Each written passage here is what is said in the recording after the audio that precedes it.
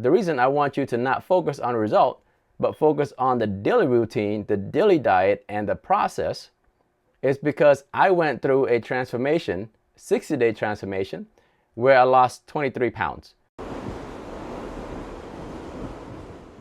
When you're on a weight loss journey, I want you to not worry about the results. Focus on the daily routine, focus on the daily diet, and make sure that you are consistently following through what you need to do on a daily basis. The scale, even if you weigh yourself every day when you first wake up in the morning, which is the best time to weigh, you will see that there will be days where it goes up and there will be days where it goes down. Because throughout the day, throughout the week, you have different things that go on. It depends on what you eat, how much stress you have, the work that you do at work, the work that you do at home, how much rest you have, how much sleep you have. All these things factor in how much your weight goes up and down throughout the day, throughout the week.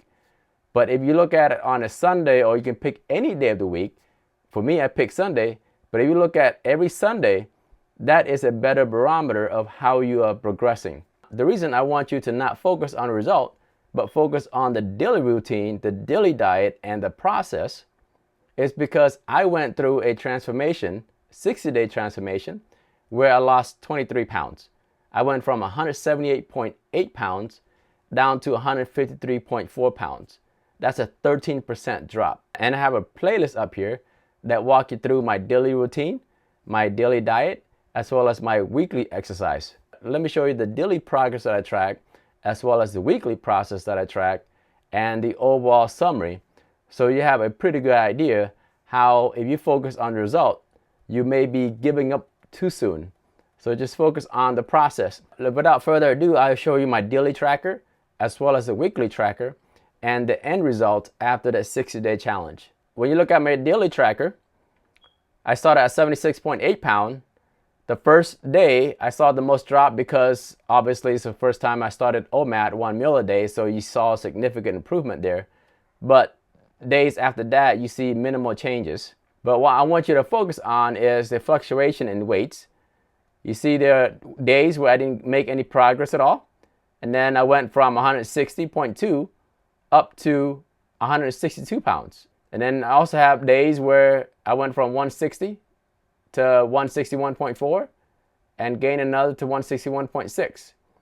And then I had days where it dropped from 160.4 to 158.8 to 157.4.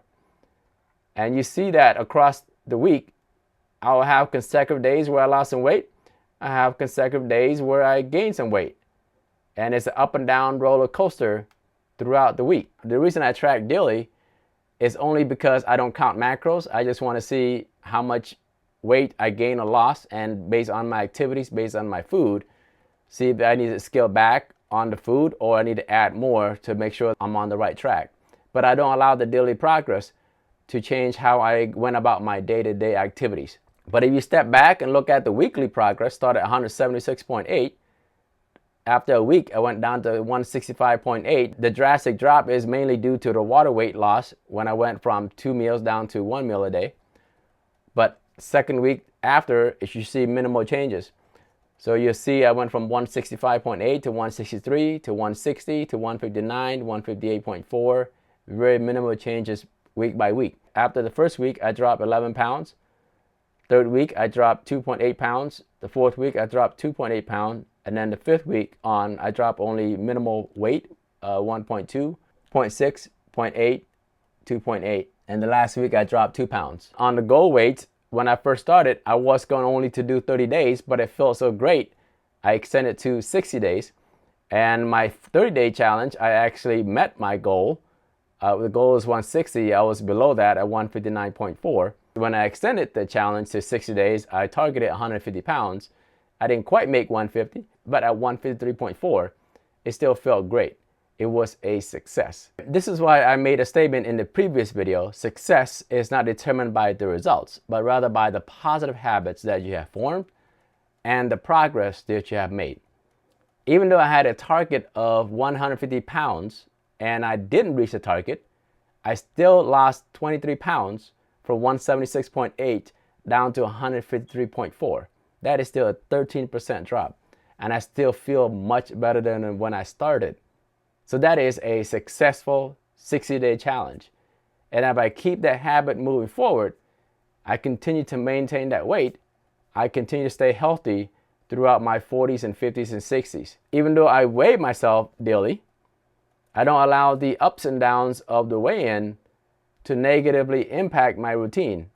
I stuck to routine regardless how I felt that day, regardless how I see the scale the next day. When you step back to see the result after 60 days, and you see the result on a weekly basis, then you see that the effort pays off.